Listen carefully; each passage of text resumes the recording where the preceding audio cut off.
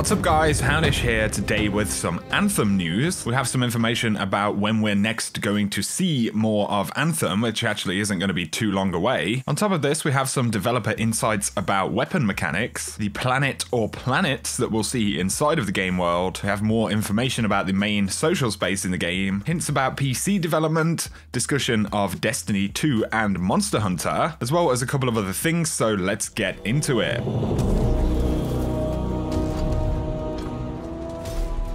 So things have been a little bit quiet on the Anthem front. Of course, the last thing we heard is that the game had been pushed to early 2019, and this kind of tempered excitement a little bit for the game, but EA has now confirmed that it will give us an inside look at Anthem during its EA Play event. So inside look sounds like it's going to be more kind of trailer based than actual gameplay based. I don't think they'll be demoing the game this early, although that is just my guess. But EA Play will be running between June 9th and 11th of 2018. It'll take place at the Hollywood Palladium, but of course you'll be able to catch up with it online as well. So if you want to see new gameplay, learn major new details about the game, these are some dates to mark on your calendar. Up next though, I want to talk about a few elements of the game, and this is information coming from Brennan Holmes, who works for BioWare. He's been very active on the Anthem Reddit. And first up, we have 3 different questions that he's actually answered. Firstly, we have how did we get to this world and why are we here? And these are of course questions from various users on Reddit, and he says maybe we've always been here. So of course that is a bit of a story hint. But the next question is more interesting really in terms of gameplay. Will there be different planets, maybe as DLC or in the main game? And Brennan replied by saying we're a bit more terrestrial. So that statement does suggest that the main world for Anthem is going to take place on one planet, or at least in a more relatively confined space in the grand scheme of things. But that of course doesn't mean that the gameplay environments don't have the potential to be, unique or interesting. The next question though is, will we have a central hub in space and the place in the video is only an outpost? Brennan says the area you can see in the video is the fort. It's the focal point for a lot of what you do. As mentioned above, think more science fantasy and less space opera. So the main hub that they are working on is the one that we saw in the trailer. We actually have a name for it now, so it's called the fort. It certainly feels like this is going to be kind of a starting point in the game, but as Brennan says, it will be a focal point in terms of a hub space. And again, it's kind of early days, so it doesn't mean that there aren't other possibilities in terms of hubs, but we have essentially already seen the main space for the game. Up next though, we do have a question about weapon and bullet mechanics. So the question is, are the rounds fired going to be hit scan like early COD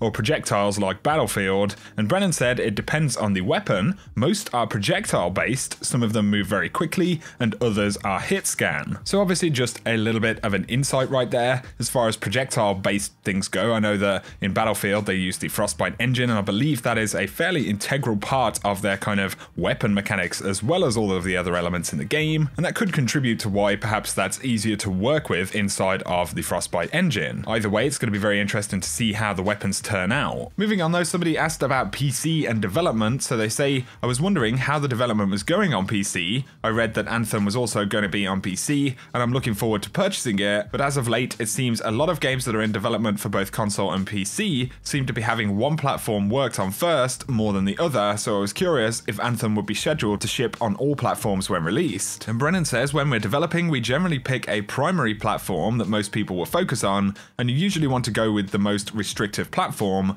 i.e. consoles. We try to ensure that there's a good enough mix of dev kits, so some folks are using Xbox One kits, others use PS4s. Development on the PC sort of happens naturally with the way that the engine works. I hope that answers your question. So obviously we don't get a direct answer about any potential, delays between different platform releases, but it does seem as though, they're generally going to be on track with this stuff, or at least it seems like Brennan is fairly confident they're going to be on track. This is a really interesting one though. Someone says, how closely are you watching Destiny 2 and the decisions made there? The newest event, Crimson Days, seems like an awesome way to do content, earned only, with a punch-out card so no duplicates. And this is something that Brennan spoke about before, they have been watching Destiny 2, and this time around he says, yep, we're definitely looking at what they're doing, though I think right now most of the gameplay team is pretty deep into Monster Hunter. And obviously with the kind of progression elements that Monster Hunter provides, it's definitely a very good game to focus on. And obviously with the success that Monster Hunter has seen and the popularity from what is, going to be a somewhat similar audience with the exception of the obvious differences in the game, but I think really in terms of reference material,